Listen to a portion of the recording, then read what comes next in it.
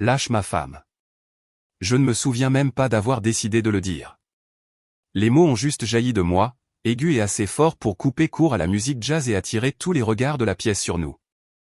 Le type, un homme sec et nerveux en chemise de lin bleu que je ne reconnaissais pas, avait son bras nonchalamment passé autour de la taille de Mélissa. Pas un simple câlin amical sur le côté. Non, c'était bas, possessif, comme s'ils se connaissaient bien. Trop bien. Mélissa s'est figée une fraction de seconde, puis s'est légèrement tournée vers moi avec un sourire. Comme si elle était amusée, comme si c'était drôle. Il a finalement lâché prise et a reculé. Oh, doucement, mec, a dit le type. Je ne voulais rien de mal. Juste dire bonjour. On ne dit pas bonjour comme ça à la femme d'un autre homme, ai-je lâché sèchement. Ma voix ne criait pas encore, mais elle portait. Quelque part derrière moi, un verre de vin a tinté sur le comptoir. Les invités étaient maintenant silencieux, figés au milieu d'un rire, d'une bouchée. L'odeur d'ail rôti et de pignons de pain flottait, épaisse dans l'air. Le sourire de Mélissa a à peine bougé. Jacques, dit-elle d'un ton léger. Ne fais pas de scène. Je me suis tourné vers elle, m'efforçant de garder ma voix stable. Qui est-ce? C'est un ami, répondit-elle avec un haussement d'épaule, son ton presque moqueur. De mon ancien groupe de yoga. Détends-toi. Un ami qui t'attrape la taille comme s'il vérifiait si tu as perdu du poids. Jacques, siffla-t-elle alors, l'irritation traversant son visage. On ne peut pas faire ça devant tout le monde? Non, en fait, ai-je dit en m'avançant vers le type. Tu peux partir maintenant. Il a jeté un coup d'œil à Mélissa, puis m'a regardé et a eu un petit rire sec. C'est à ce moment-là que ma main a atterri sur son épaule, et je l'ai poussé directement à travers les portes-fenêtres ouvertes. Il a trébuché dans l'herbe avec un grognement, renversant une lanterne décorative dans sa chute. Des hoquets de surprise se firent entendre tout autour. J'ai pu entendre quelqu'un murmurer « Putain de merde » derrière moi. Mélissa s'est précipitée vers moi, les yeux fous maintenant, la voix basse mais acérée. Tu as perdu la tête? J'ai ignoré les invités. Je me fichais des voisins, du syndic ou des rumeurs qui allaient circuler dans le quartier. Je la fixais comme si je ne la reconnaissais même plus.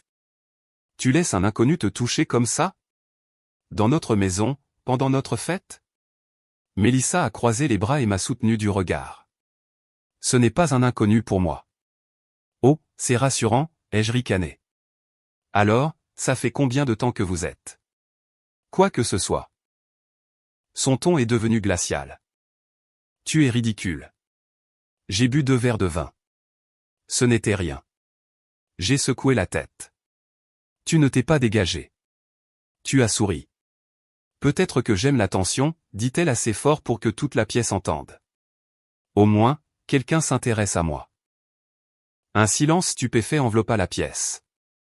Même le type que j'avais jeté dehors n'a pas essayé de rentrer. Il est juste resté là, sous les guirlandes lumineuses, se frottant le coude et l'air perdu.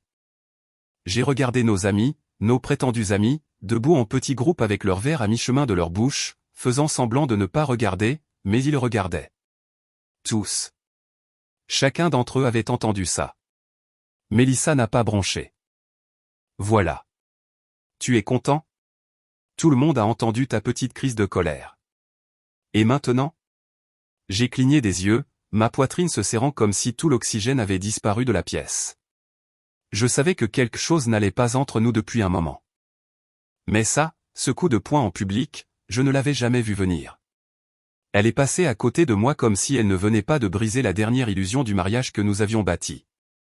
Je suis resté là un instant de plus, les épaules tendues, les poings serrés. Les gens ont recommencé à bouger. Des chuchotements, des toux gênés, le bruit d'une chaise qui racle. Quelqu'un a murmuré, on devrait peut-être y aller? Ouais, probablement. Mais moi? Je suis juste resté là, à regarder la nuit, me demandant comment la femme que j'avais épousée était devenue quelqu'un que je ne reconnaissais même plus. Et ça, ce n'était que le début. Le lendemain matin de cette fête à la maison, c'était comme marcher dans les décombres d'une tempête qui n'avait pas encore tout à fait fini de tout détruire. J'étais assis au bord du coin repas, fixant d'un air absent une tasse en céramique dans laquelle je ne buvais même pas. Mes paumes reposaient sur la surface fraîche de la table, stable, silencieuse. Mais à l'intérieur, tout était fissuré et bourdonnait. Mélissa se tenait au comptoir, le dos tourné, versant du café comme si rien ne s'était passé la nuit précédente. Pas d'excuses boiteuses. Pas de « désolé pour la scène ». Juste 2 tasses, de la crème, une petite cuillère, des tintements et un silence désinvolte. « Tu vas vraiment faire comme si la nuit dernière était normale ?» ai-je demandé, brisant enfin le silence. Elle s'est tournée à moitié, assez pour que j'aperçoive ses yeux fatigués. « Qu'est-ce que tu veux que je dise, Jacques ? Je veux que tu me dises qui était ce type. » « Je te l'ai dit, » dit-elle en versant du café dans ma tasse. « Il s'appelle Daniel. C'est un vieil ami. » Je la fixais, observant ses mouvements. Calme, posé.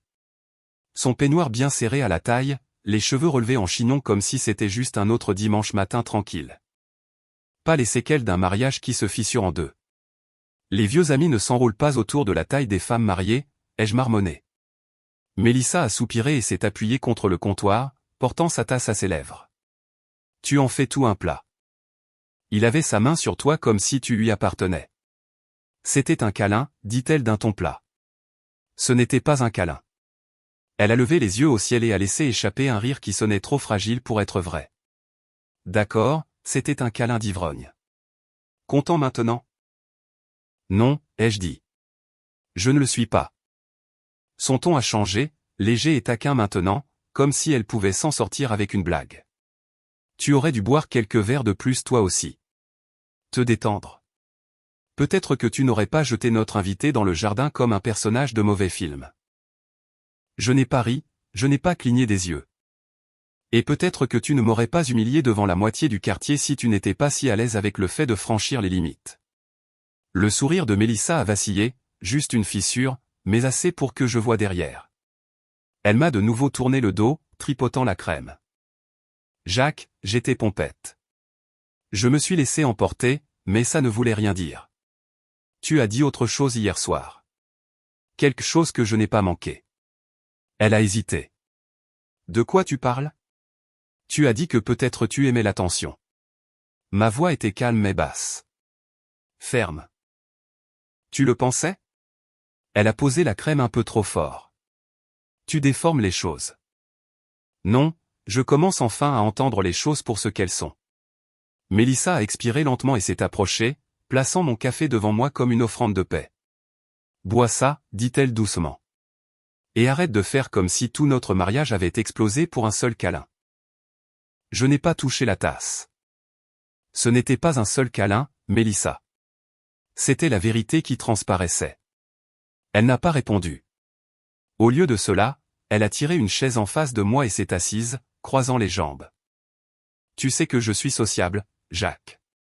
Je parle. Je touche. C'est comme ça que je suis. Je l'ai toujours été. Tu le sais. Ce n'est pas de ça qu'il s'agit, et tu le sais. Alors de quoi s'agit-il, me défia-t-elle, croisant mon regard maintenant. Penses-tu vraiment que je te trompe ? Je n'ai pas répondu tout de suite. Je n'avais pas de preuves, mais j'avais un instinct. Et un instinct suffisait à me secouer plus que je ne voulais l'admettre. Tu veux savoir ce que je pense, ai-je dit. Je pense que cet homme n'a pas eu l'air surpris quand je t'ai appelé ma femme. Sa mâchoire s'est crispée juste une seconde. Tu interprètes trop. Alors arrête de me donner des raisons de lire entre les lignes. Elle s'est levée de nouveau, a pris sa tasse et s'est dirigée vers le couloir. Je ne vais pas faire ça avec toi toute la journée, Jacques. Si tu vas bouder et jouer au détective, fais-le sans me faire culpabiliser. Je l'ai regardé disparaître dans le couloir, chacun de ses pas calmes et désinvoltes, comme si rien dans son monde n'avait changé. Mais le mien, si. Complètement. Et dans cette cuisine silencieuse, avec un café que je ne boirais pas et l'odeur de crème à la vanille dans l'air, je me suis assis là, me demandant quand la personne que j'avais épousée était devenue une étrangère incapable de me regarder dans les yeux. Cet après-midi-là, j'avais besoin d'air. Pas seulement d'oxygène, mais d'espace. De distance de la maison, de l'odeur de crème à la vanille encore accrochée à ma chemise, de l'écho de la voix de Mélissa quand elle disait « Tu en fais tout un plat ». J'ai envoyé un texto à Chris, t'es dans le coin. Il a répondu 2 minutes plus tard, toujours. Tu conduis ou je passe te prendre ? On s'est retrouvés chez Murphy S., Un endroit discret à la lisière du centre-ville d'Austin où les lumières sont toujours tamisées et où personne ne pose de questions. Une banquette en vinyle craquelé. Un barman qui ne sourit que si on lui donne un double pour boire. Le genre d'endroit où l'on va quand sa vie est sur le point de basculer et qu'on ne veut l'expliquer qu'à la seule personne qui sait déjà. Chris était déjà au bar, sirotant une chinée et faisant défiler son téléphone quand je suis entré. Il a levé les yeux, sans se presser.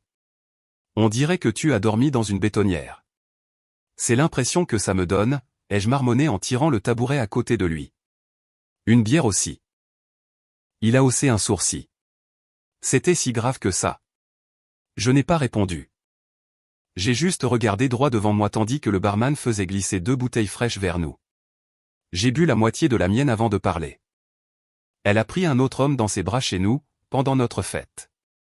Il avait la main sur sa taille comme s'il partageait un prêt immobilier. Chris a lentement incliné la tête.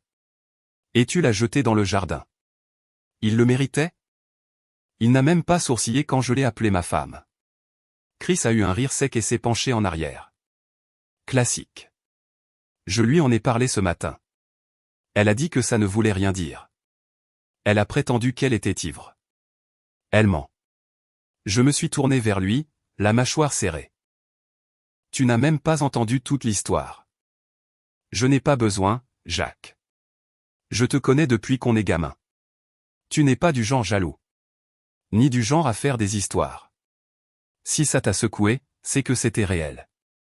J'ai dégluti difficilement, la bière avait un goût amer. Chris a continué, plus bas maintenant.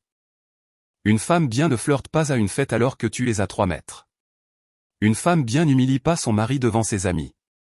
Elle a dit que ça ne voulait rien dire. Elles le disent toujours, a-t-il marmonné, fixant son verre. Mais voilà ce que je sais. Rien n'arrive par hasard. Pas ce genre de contact, pas ce genre de silence après, et certainement pas ce genre d'attitude. Le lendemain matin, je me frottais les tempes. Le poids de tout ça retombant sur moi. Je n'arrête pas d'essayer de me convaincre que ce n'est pas ce que ça a l'air d'être. Chris se pencha en avant, la voix basse. Qu'est-ce que tu crois, toi? Je n'ai pas parlé. La réponse était déjà au fond de mon estomac, lourde comme une pierre. Je ne sais pas ce qu'elle cache, ai-je dit finalement. Mais je sais qu'elle n'est pas la femme que je croyais qu'elle était. Chris a hoché lentement la tête. Alors n'attends pas en espérant qu'elle redevienne quelqu'un qu'elle n'a jamais été. Je l'ai regardé, fatigué. Tu ferais quoi? Il n'a pas hésité. Je lui donnerai une chance. Une seule. Sois très clair. Laisse-la prouver qui elle est. Si elle échoue, pars. J'ai fini ma bière d'une longue traite et me suis redressé. Ouais, une dernière chance. Chris a levé sa bouteille. À la vérité. Peu importe à quel point elle est moche. Nous avons trinqué et j'ai regardé la rue par la fenêtre du bar. La journée était encore lumineuse, mais pour la première fois depuis longtemps, je n'espérais pas le soleil. Je me préparais à ce qui allait suivre. Quand je suis rentré à la maison ce soir-là, le soleil déclinait, peignant les murs de notre salon d'une lumière dorée et chaude qui semblait trop paisible pour ce que j'étais venu dire. Mélissa était recroquevillée sur le canapé avec un plaid, faisant défiler son téléphone comme si rien n'avait changé. Comme si la fête, la confrontation, le silence entre nous. Rien de tout cela n'avait de poids. Elle a brièvement levé les yeux quand je suis entré. « Salut », dit-elle. Désinvolte. Trop désinvolte. On peut parler? Elle a un peu étiré ses jambes, clairement pas pressée. Bien sûr. Tu vas jeter quelqu'un d'autre par la fenêtre ou juste me faire la morale cette fois. Je n'ai pas souri. Je n'ai même pas cligné des yeux. J'ai pris le fauteuil en face d'elle et me suis penché en avant, les coudes sur les genoux. Je suis sérieux, Mélissa. J'ai besoin que tu m'écoutes. Elle a soupiré et a posé son téléphone avec un bruit théâtral. D'accord, Jacques. J'écoute. J'ai pris une profonde inspiration. Ce qui se passe entre nous. Ça ne marche pas, et je ne ferai plus semblant. C'est encore à propos de Daniel, dit-elle, sa voix s'élevant légèrement. Parce que je te l'ai dit. Non, les yeux coupés fermement. Ce n'est pas seulement à propos de lui. C'est à propos de respect. Ou du manque de respect. Ses yeux se sont plissés. Alors maintenant je suis irrespectueuse. Je dis, ai-je dit lentement, délibérément, qu'une femme mariée n'agit pas comme si elle était célibataire. Pas à une fête, pas dans sa propre maison, et pas devant son mari. Mélissa s'est redressée, son visage se crispant. Tu agis comme si je l'avais embrassée, comme si je sortais en cachette avec d'autres hommes. C'était un moment. C'est tout. Non, ai-je répété. Un moment, c'est un dérapage. Ça, c'est une habitude. Tu n'as pas seulement franchi une limite. Tu l'as effacée et tu t'es moqué de moi parce que ça m'importait. Elle a ricané. Oh, alors maintenant je suis la méchante parce que je ne supplie pas pour obtenir le pardon après un câlin inoffensif. Je n'ai pas répondu tout de suite. Je l'ai juste regardé. Tu ne m'entends pas, ai-je dit finalement. Je te donne une dernière chance. Une seule. Si tu veux que ce mariage survive, alors prouve-le. À partir de maintenant. Son expression a changé. Surprise, peut-être. Ou offense, mais certainement pas remords. Alors quoi? Maintenant tu me donnes des ultimatums. Non, ai-je répondu calmement. Je te donne le choix. Et si je n'ai pas envie de sauter à travers des cerceaux juste pour prouver que je t'aime, Jacques? Je me suis levé lentement. Alors tu as déjà fait ton choix. Elle s'est adossée, les bras croisés fermement. Tu penses que tu es la victime dans tout ça? Tu penses que tu es parfait? Non, ai-je dit sans hésitation. Mais ce n'est pas moi qui manque de respect à nos vœux. Le silence s'est étiré entre nous, épais et amer. Mélissa a repris son téléphone, le parcourant avec une indifférence forcée. D'accord, une chance, hein? On verra bien ce que ça veut dire. Je sais déjà ce que ça veut dire, ai-je dit en m'éloignant. Ça veut dire que j'en ai enfin fini de vivre dans le déni. Je suis sorti de la pièce sans me retourner. Et pour une fois, je n'avais pas l'impression d'être celui qu'on laissait derrière. Une semaine. C'est le temps qu'a duré sa promesse. 7 jours de sourires forcés, d'emploi du temps bien rangé, et Mélissa faisant semblant de se souvenir soudainement comment être la femme de quelqu'un. Elle a préparé le dîner 2 fois, m'a appelé « chérie », une fois comme si on était en 2017, et a même fait le lit un matin comme si elle répétait un rôle qu'elle n'avait jamais voulu. Mais le 8e jour, elle était partie à 9 heures. Pas de mots, pas d'explication. Non, juste du parfum dans le couloir et le son lointain des talons aiguilles claquant sur les marches de notre entrée. Je ne demandais même plus. La première nuit, elle est rentrée tard à nouveau. J'étais encore sur le canapé quand j'ai entendu la serrure tourner. Vers 3h12 du matin. Je n'ai pas bougé, j'ai juste fixé l'écran noir de la télévision, mon reflet faible dans la vitre comme un homme attendant un fantôme. Elle est entrée, les talons à la main, son maquillage bavé au coin des yeux. Elle s'est figée en me voyant encore éveillé. Oh, dit-elle, aussi désinvolte que possible. Tu es debout. Je n'ai pas répondu, j'ai juste hoché la tête une fois et éteint la lampe à côté de moi. La deuxième nuit, pareil, cette fois plus près de 4 heures. Elle a essayé de prendre ça à la légère. Elle a dit qu'elle était allée danser avec les filles du travail. Sa voix était enjouée, mais ses yeux fuyaient. Tu n'es pas obligé de m'attendre, tu sais, dit-elle en dézippant ses bottes. Je ne l'ai pas fait, ai-je dit d'un ton plat. C'était tout. Pas de dispute, pas de sermon, juste le genre de silence qui dit « Je vois déjà clair dans ton jeu ». La 4e nuit, j'ai arrêté de m'asseoir sur le canapé.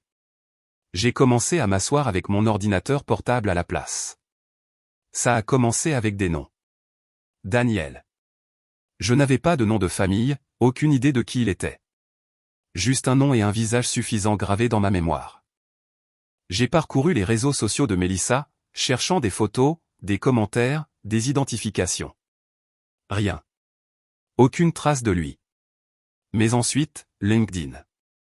Un ancien contact d'un studio de yoga où elle allait il y a 2 ans.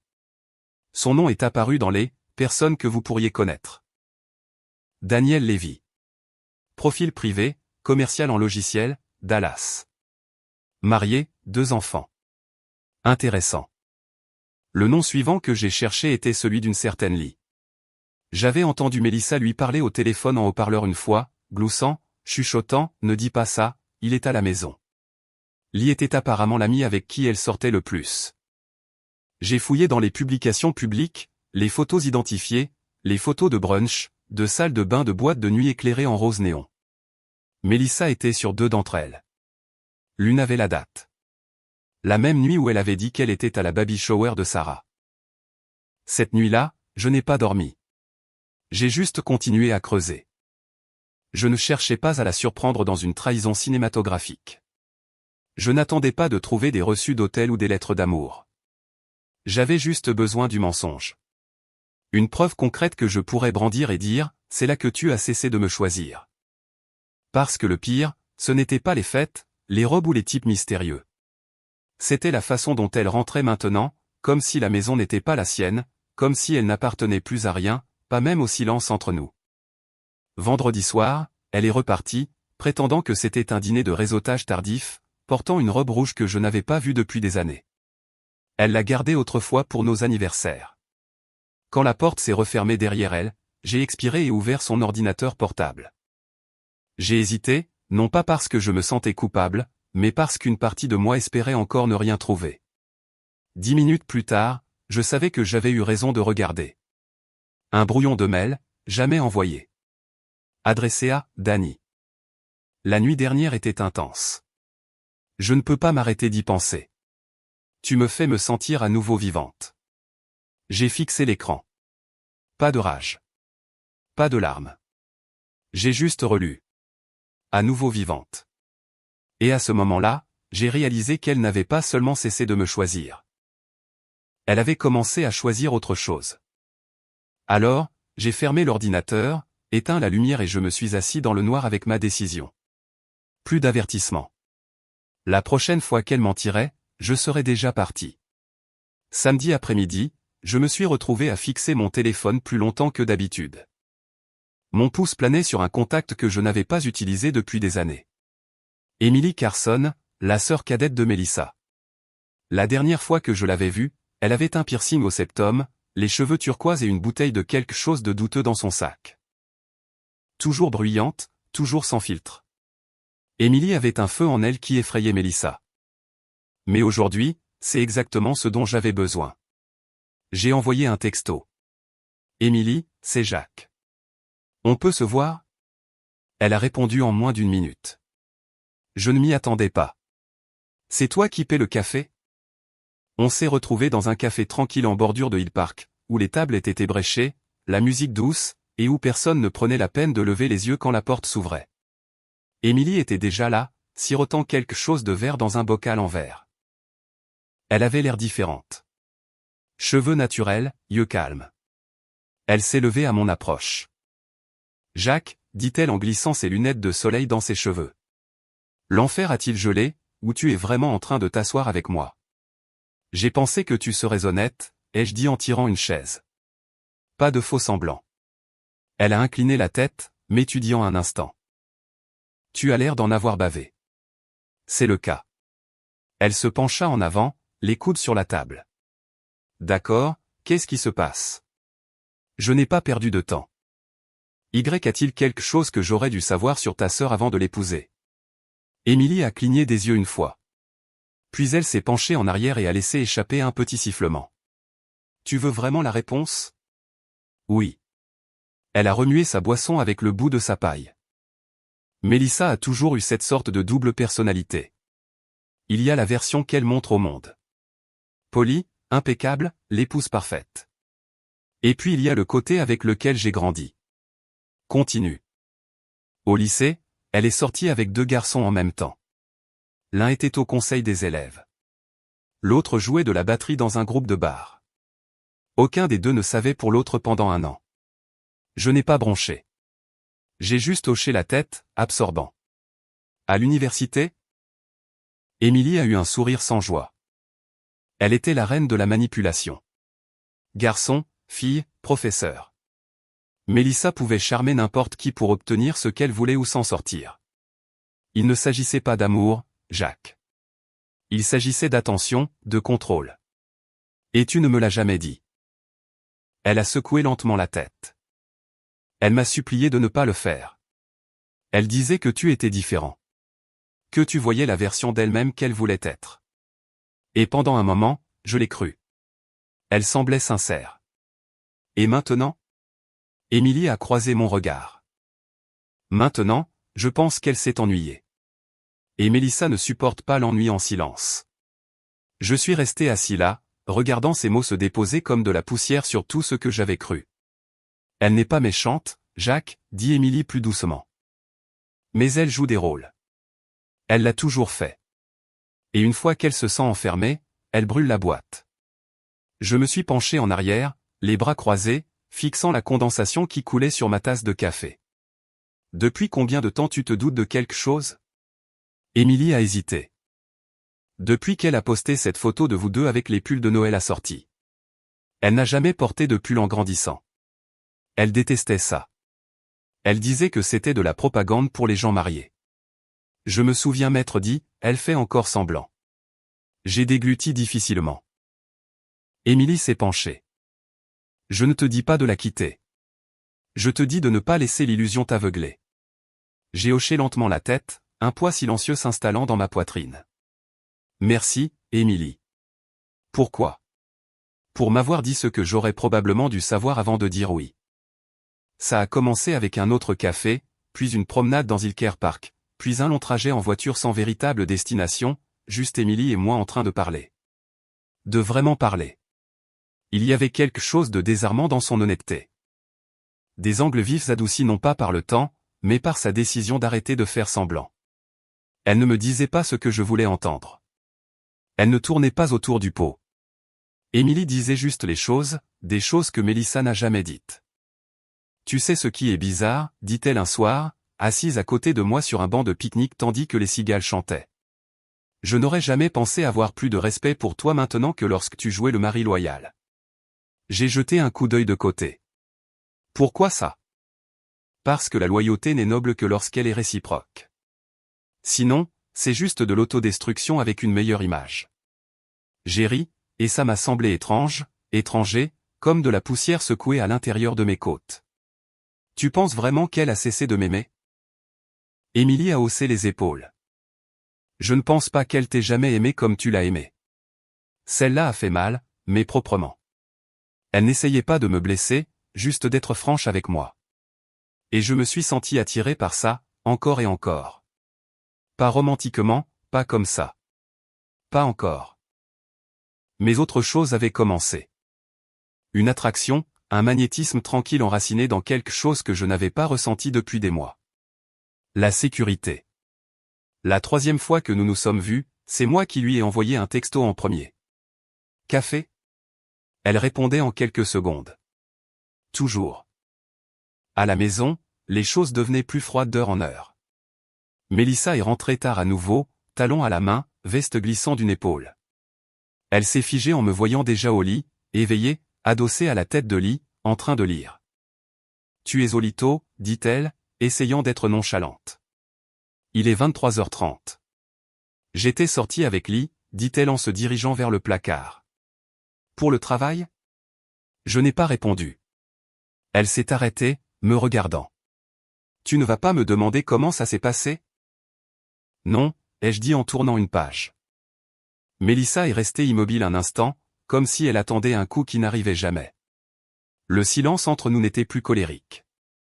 Il était chirurgical, propre, détaché. Le lendemain matin, elle a préparé des œufs et versé 2 cafés comme au bon vieux temps. J'ai pris le mien noir, je suis resté près de la fenêtre, je ne me suis pas assis.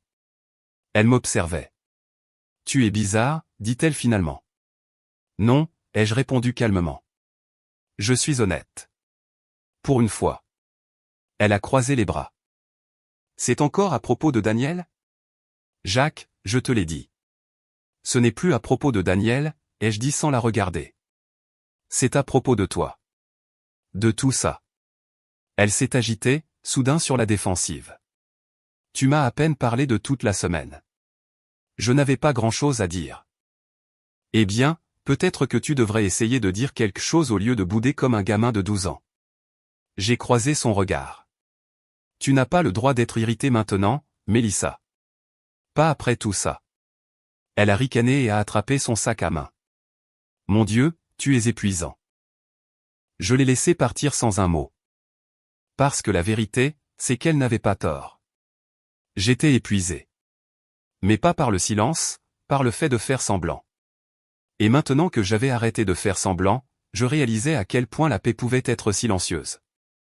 Surtout quand quelqu'un d'autre écoutait enfin. C'était un mardi, calme, ordinaire, juste après 22 heures. Je me brossais les dents, me préparant à me coucher, quand j'ai entendu ses talons claquer dans le couloir comme le tonnerre. Mélissa se tenait dans l'embrasure de la porte, les bras croisés, les yeux plissés. Son mascara était parfait. Son ton, non. On peut parler, demanda-t-elle, d'une voix sèche et acérée. Je n'ai pas répondu tout de suite, j'ai continué à me brosser les dents, croisant son regard dans le miroir. Tu m'as ignoré, dit-elle en entrant. Toute la semaine. 2 semaines, en fait. J'ai craché, rincé, et je me suis enfin tourné vers elle. Je ne t'ai pas ignoré. J'ai juste arrêté de faire semblant. Elle a ricané. Faire semblant? Je me suis appuyé sur le lavabo. Ouais. Faire semblant que c'est normal. Faire semblant que tu rentres à 3 heures du matin et que je ne le remarque pas. Faire semblant que tu vis encore ici comme une épouse. Les narines de Mélissa se sont dilatées. C'est toi qui t'éloignes. Ne retourne pas la situation. Tu parles à peine. Tu ne me touches pas. C'est comme si tu me punissais pour quelque chose que tu imagines que j'ai fait. Pas besoin d'imagination, ai-je dit calmement. Elle s'est approchée, les yeux lançant des éclairs. Alors, on fait quoi maintenant, Jacques? Tu vas bouder en silence jusqu'à ce que je te supplie de me pardonner d'être sociable, d'avoir une vie? Il ne s'agit pas de tes sorties, ai-je répondu. Il s'agit du fait que tu ne reviens pas. Pas vraiment. Elle a ri, un rire amer et forcé. Oh, s'il te plaît. Tu t'es déconnecté émotionnellement. Tu me regardes à peine. Qu'est-ce que tu attends de moi? Une dévotion monastique? Tu ne peux pas attendre d'une femme qu'elle vive comme une nonne pendant que son mari mesure sa loyauté avec un chronomètre. J'ai haussé les épaules. Je ne savais pas que le respect avait une date d'expiration. Mélissa a pris une inspiration, puis a explosé. Si tu n'aimes pas le mariage libre, Jacques, pas, c'est tout. Ça y est. C'était dit. Enfin. J'ai cligné lentement des yeux. Les mots ne m'ont même pas piqué comme je l'avais imaginé. Ils se sont juste posés, froids et familiers. J'ai incliné la tête et j'ai souri, calme, tranquille. D'accord, ai-je dit. Mais ta sœur veut venir avec moi. Elle s'est figée, complètement immobile. Je l'ai vue la frapper. Pas seulement la phrase, mais la vérité derrière. Les heures où j'avais été absent. Le silence dans lequel je m'étais enveloppé. Les conversations dont elle n'avait jamais pris la peine de s'enquérir. Qu'est-ce que tu viens de dire? Sa voix était soudainement mince. Je suis passé à côté d'elle vers le lit, enlevant la couette. Tu m'as entendu. Sa voix s'est brisée alors qu'elle me suivait. Tu es en train de dire que tu vois Émilie? Non, ai-je dit simplement. Mais elle me voit. Les mains de Mélissa étaient maintenant des poings. Tu es dégoûtant. Je n'ai rien fait que tu n'aies fait en premier, ai-je dit sans élever la voix. La différence, c'est que je n'ai pas menti à ce sujet. Elle faisait les 100 pas maintenant, les yeux fous. C'est donc ça. Une vengeance. Tu séduis ma sœur juste pour te venger de moi. J'ai croisé son regard. Non. J'en ai juste marre de perdre le sommeil pour quelqu'un qui a cessé de s'en soucier il y a longtemps. Ce n'est pas Émilie qui m'a mis dans cet état. C'est toi. Sa voix s'est élevée. C'est ma famille. Tu as dit que c'était un mariage libre, ai-je répondu. Mais maintenant que la porte s'ouvre dans les deux sens, soudain, c'est un problème. Le souffle de Mélissa devenait court et saccadé. Tu ne quitteras pas cette maison avec elle. Tu m'entends? Je brûlerai tout avant de te laisser partir avec ma sœur. J'ai eu un sourire narquois et j'ai éteint la lumière à côté du lit. Trop tard, Mélissa. C'est déjà ce que tu as fait. La porte a claqué derrière elle assez fort pour faire trembler le cadre, mais le silence qui a suivi m'a semblé être la paix. Le lendemain matin, je me suis réveillé avec la lumière du soleil s'étirant sur le sol de la chambre comme si rien ne s'était passé la nuit précédente. Mais tout avait changé. Mélissa n'était pas revenue au lit. Je n'étais pas allé la chercher. À 9h30 précise, je suis entré dans un bureau aux parois de verre au 12e étage d'un immeuble du centre-ville. Élégant, stérile, efficace. Je pouvais voir le dôme du Capitole au loin derrière le bureau de l'avocat, encadré comme un tableau qui ne signifiait rien pour moi maintenant. Jacques Taylor, dit l'homme en se levant pour me serrer la main. Nathan Boone. J'ai examiné tout ce que vous avez envoyé. Commençons. Il portait un costume gris anthracite avec une cravate bordeaux et avait une voix comme de l'eau froide. Calme, clair, inébranlable. Je l'ai tout de suite apprécié. Il a ouvert un épais dossier, l'a tourné vers moi et m'a glissé un stylo. Votre demande. Divorce simple, sans faute. Nous demanderons la pleine rétention des biens en nous basant sur les preuves de faute. J'aurai besoin de votre signature sur cette première page. J'ai pris le stylo. Ma main a hésité une seconde. Non pas par doute, mais par reconnaissance. C'était ça. La dernière fois que Mélissa définirait ce que nous étions. J'ai signé. Nous étions à mi-chemin de l'examen de la liste des actifs maison, voiture, compte joint quand la porte s'est ouverte brusquement. J'ai besoin de parler à mon mari seul. Mélissa se tenait dans l'embrasure de la porte, le souffle court, les yeux flamboyants. Ses cheveux étaient encore ébouriffés par le sommeil, ou plus probablement, par une nuit passée à faire les 100 pas. Boone n'a pas sourcillé. C'est une réunion confidentielle avec un client. Vous devez. Je suis sa femme, lança-t-elle en entrant complètement. Et il n'a pas le droit de faire ça dans mon dos. En fait, dit calmement Boone, si. La loi du Texas autorise l'une ou l'autre des parties à entamer la procédure sans en informer l'autre jusqu'à ce que la notification soit signifiée. Elle s'est tournée vers moi. Tu es sérieux, Jacques? Tu viens ici comme un lâche au lieu de me parler d'abord? J'ai fermé le dossier devant moi. J'ai essayé de parler. Tu n'as cessé de partir. Tu divorces de moi parce qu'on s'est disputé, aboya-t-elle. Non, ai-je dit en me levant. Je divorce de toi parce que j'ai cessé d'être marié à toi il y a longtemps. Ça, c'est juste pour le rendre officiel. Boone a poliment indiqué la chaise. Si vous souhaitez vous asseoir et écouter, c'est possible. Mais si vous êtes ici pour perturber. J'ai tout à fait le droit de parler, lança-t-elle en pointant un doigt vers moi. Il m'a trompé avec ma sœur. Boone n'a pas cligné des yeux. Vous alléguez une infidélité. Évidemment. Avez-vous des preuves? Mélissa a eu un mouvement de recul, a bégayé. Eh bien, pas physique, mais il l'a admis. Où exactement? Demanda Boone en inclinant légèrement la tête. Et c'était avant ou après que vous ayez fait référence à un mariage libre? Sa bouche s'est ouverte. C'est refermé. J'ai dit ça sous le coup de la colère. Ce n'était pas littéral. Boone a hoché lentement la tête. Je vois.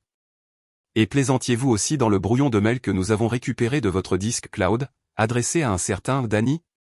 Celui qui disait, tu me fais me sentir à nouveau vivante? Ou sur les photos tirées de l'Instagram public de votre amie Lee? Vous montrant quittant un club à 2h du matin une nuit où vous aviez dit à votre mari que vous étiez à une baby shower? Le visage de Mélissa est devenu livide. Vous n'avez pas le droit d'accéder à mes affaires privées. Elles étaient partagées via un cloud lié, dit froidement Boone. Monsieur Taylor y avait un accès légal. Souhaitez-vous le contester sous serment? Elle a reculé d'un pas. C'est insensé. Je n'ai rien fait de mal. Les gens flirtent. C'est inoffensif. Et pourtant vous voilà, dit Boone, faisant irruption dans une réunion juridique, interrompant la documentation et proférant des accusations non fondées. Mélissa m'a regardé. Sa voix s'est brisée. Tu fais vraiment ça? Oui, ai-je dit. Tu as fait tes choix. Je fais les miens. Ses lèvres tremblaient. Et la maison? Tu penses que tu vas juste rester et me laisser sans rien? Boone a croisé les mains. En fait, oui. Avec une faute documentée et des preuves numériques, le dossier de Monsieur Taylor pour la rétention des biens est solide. Très solide. Je me battrai, siffla-t-elle. Boone a souri pour la première fois. S'il vous plaît, faites. Mélissa est restée là, figée sur place, respirant comme quelqu'un qui aurait couru pour se retrouver dans une pièce verrouillée. Puis, sans un mot de plus, elle a tourné les talons et est sortie en trombe, la porte claquant derrière elle. J'ai laissé échapper un souffle que je n'avais pas réalisé que je retenais. Boone m'a jeté un coup d'œil. C'est bien d'avoir obtenu les aveux si tôt. J'ai hoché la tête. Ouais, c'était efficace. Il a gloussé doucement. Ça va aller plus vite que prévu. Et pour la première fois depuis des mois, j'ai presque souri. 2 semaines plus tard, nous étions au tribunal. Mélissa était assise de l'autre côté de l'allée, dans un blazer bleu pâle, les cheveux tirés en un chignon serré comme si elle auditionnait pour le rôle de l'innocente. Elle ne m'avait pas regardé une seule fois. Ni en entrant, ni à l'arrivée du juge, ni même en s'asseyant à côté de son avocat, qui lui chuchotait frénétiquement pendant qu'elle faisait défiler son téléphone. Nathan Boone, en revanche, était calme comme toujours. Il avait un bloc-notes jaune, 2 dossiers étiquetés et cette confiance tranquille en laquelle j'avais appris à croire. Alors que le juge s'installait et ouvrait la séance, Boone s'est penché vers moi et a murmuré « Laisse-la parler. Elle fera le reste. » Ça n'a pas duré longtemps. L'avocat de Mélissa a commencé par des accusations vagues, négligence émotionnelle, comportement contrôlant, un mari de plus en plus distant qui la forçait à l'isolement. Mais quand Mélissa a été appelée à la barre et qu'on lui a demandé de développer, elle s'est brisée comme un miroir qu'on laisse tomber. Je sortais en boîte pour me sentir à nouveau vivante, dit-elle, la voix aiguë et tremblante. Et alors si je dansais avec des gens? Ce n'est pas trompé. J'avais besoin de quelque chose qu'il ne me donnait pas. Il restait juste assis là. Il ne me touchait jamais, ne me regardait jamais. J'avais l'impression d'être marié à un mur. Boone se leva, totalement imperturbable. Votre honneur, si je peux soumettre la pièce à conviction numéro 5, une déclaration enregistrée faite dans les bureaux de notre cabinet lors d'une interruption non programmée. Le juge a haussé un sourcil. Vous avez une vidéo? Boone a indiqué la clé USB. Audio clair, image haute définition.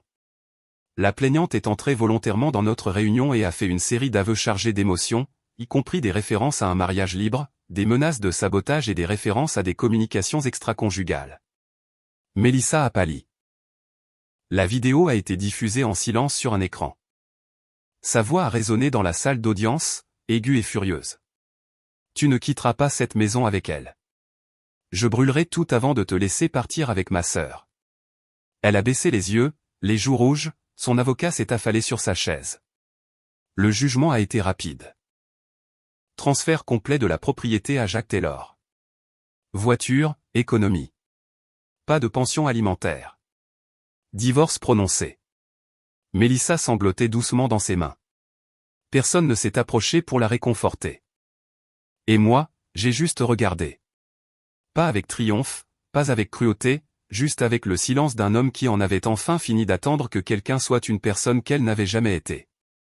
Il avait plu ce matin-là, le genre de pluie texane douce et régulière qui laissait l'air sentir le cèdre humide et le pavé propre. Maintenant, le soleil était de retour, bas et chaud, et j'étais assis sur la terrasse arrière de ce qui était redevenu simplement ma maison. Émilie était assise en face de moi, les jambes repliées sous elle sur le fauteuil en osier, un verre de vin rouge à la main, pieds nus, à l'aise. « C'est vraiment toi qui as peint cette clôture ?» demanda-t-elle en pointant avec son verre. 3 fois, ai-je dit.